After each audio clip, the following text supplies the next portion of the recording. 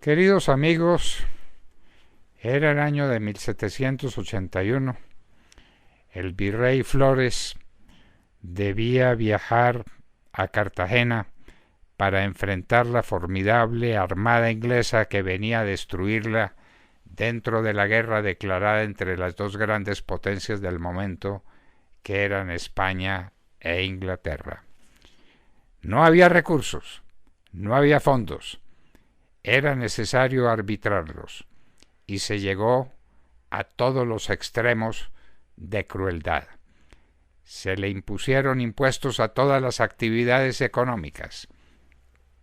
Se dieron órdenes totalmente inicuas para quitarle a la gente sus propiedades, para destruirla en sus cortas economías, las que tenía el pueblo de entonces. Esa decisión llegó a exasperar al pueblo de Colombia. No podía soportar tantas inequidades, no podía sufrir tantas injusticias.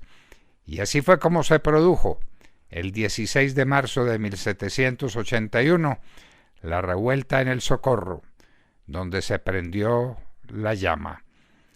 La señora Manuela Beltrán y socorranos distinguidos salieron a la calle, rompieron los papeles que se habían puesto en las paredes para decir cuáles eran los tributos, los impuestos, las alcabalas, las exacciones con que el gobierno castigaba a la gente para poder adelantar la guerra contra Inglaterra. Eso ocurrió en 1781. El pueblo se fue organizando. La insurrección prosperó.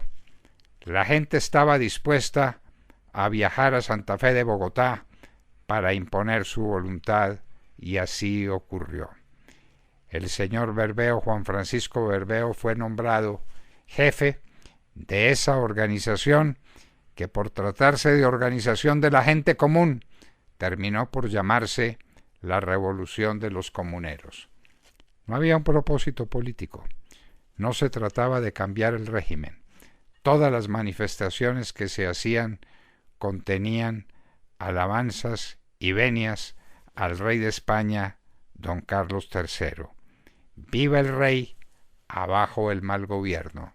Era el grito que se repetía una y otra vez por los pueblos de Colombia. Los comuneros avanzaron, venían para Bogotá, llegaron hasta Nemocón y Zipaquirá. Para convencerlos de la buena voluntad de la gente de Bogotá, fue don Antonio Caballero y Góngora, arzobispo de la ciudad, con un grupo distinguido de personajes que fueron respetados por el pueblo, alzado en armas por el pueblo de los comuneros. Los comuneros consiguieron lo que querían. Se hicieron unas capitulaciones, pero en el mismo momento en que se hacían, se protestaba que quienes las firmaban se estaban entregando por obra de la fuerza y que esas manifestaciones eran por consiguiente ilegales. Los comuneros alcanzaron lo que querían y volvieron a sus casas. Disgregados, fueron víctimas de la reacción del gobierno español. 500 hombres perfectamente armados se mandaron desde Cartagena a Bogotá. La resistencia era imposible. Sin embargo, la intentó José Antonio Galán. Se enfrentó al régimen, había trabajado con Berbeo, y se enfrentó al régimen en un enfrentamiento imposible. Derrotado, viajó a los llanos orientales, donde fue capturado. Traído a Bogotá, le cortaron la cabeza, lo mismo que a varios de sus seguidores. Exhibieron la cabeza como trofeo, la cabeza de Galán y la de sus compañeros, en distintos lugares de esta república. La de Galán terminó siendo exhibida frente al pueblo de Guaduas, a la entrada a Guaduas. La de Galán. Había que castigar, había que hacer sentir escarmiento a la gente que había tenido el atrevimiento de desconocer la autoridad real y de decirle a la gente que no pagara los impuestos. Los comuneros no fueron un movimiento político, sino social con contenido económico, pero fueron el antecedente. Estamos en el año de 1781. 30 años después empezaría la revolución de verdad en Colombia. Los comuneros son el antecedente parecido a la revuelta que por entonces se ensayaba en Quito contra la autoridad de quienes representaban al rey. ¡Viva el rey! Abajo el mal gobierno.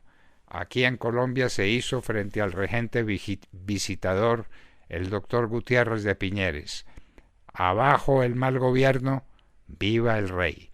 Eso era lo que se decía todavía en el año de 1781, cuando estallaba la revolución de los comuneros, que fue traicionada y terminó convertida en un escarmiento feroz contra quienes la dirigieron. Esta es la historia, pues la revuelta empieza en el Socorro el 16 de marzo de 1781.